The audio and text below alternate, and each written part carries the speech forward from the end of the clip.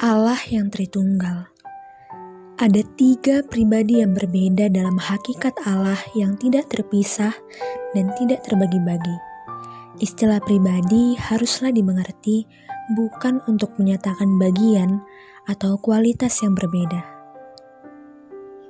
Dalam Perjanjian Lama, Allah yang Tritunggal dinyatakan dalam Yesaya 48 ayat yang ke-16 dan Kejadian 1 ayat 26 yang berisikan, "Berfirmanlah Allah, baiklah kita menjadikan manusia menurut gambar dan rupa kita." Dalam Perjanjian Baru, ketritunggalan Allah dapat kita lihat dalam Matius 3 ayat 16-17, yaitu pada waktu Yesus dibaptis, dalam Matius 28 ayat 19, yaitu amanat agung, dan dalam 2 Korintus 13 ayat 14.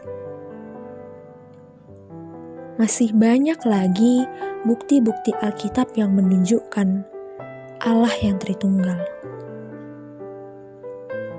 Bapa adalah Allah sejati. Bapa sendiri tidak memperanakkan anak dari kekekalan. Daripadanya berasal segala sesuatu dan yang untuk Dia kita hidup. Tertulis dalam 1 Korintus 8 ayat 26.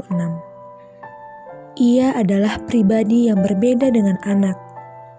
Bapa telah mengaruniakan anaknya yang tunggal, Yohanes 3 ayat 16, dan mengutusnya setelah genap waktunya, Galatia 4 ayat 4. Bersama dengan anak, Bapa mengutus Roh Kudus atau penolong yang lain dari kekekalan, tertulis dalam Yohanes 15 ayat 26. Anak adalah Allah sejati. Dia tidak sekadar serupa atau homoousius dengan Bapa, tetapi sejajar dan sehakikat dengan Bapa, supaya semua orang menghormati anak sama seperti mereka menghormati Bapa. Yohanes 5 ayat 23. Roh Kudus adalah Allah sejati. Ia berasal dari Bapa dan serentak diutus oleh anak. Roh Kudus tidak memperanakkan atau diperanakkan, tetapi ia berasal dari Bapa dan anak dari kekekalan.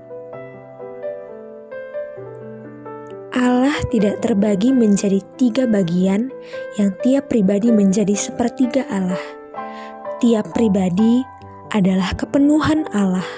Kolose 2 ayat 9. Pribadi yang satu tidak lebih rendah atau lebih tinggi dari pribadi yang lain. Kedudukan dan kemuliaan ketiga pribadi itu adalah sama. Allah Bapa, Anak, dan Roh Kudus, ketiganya adalah Esa, sehakikat.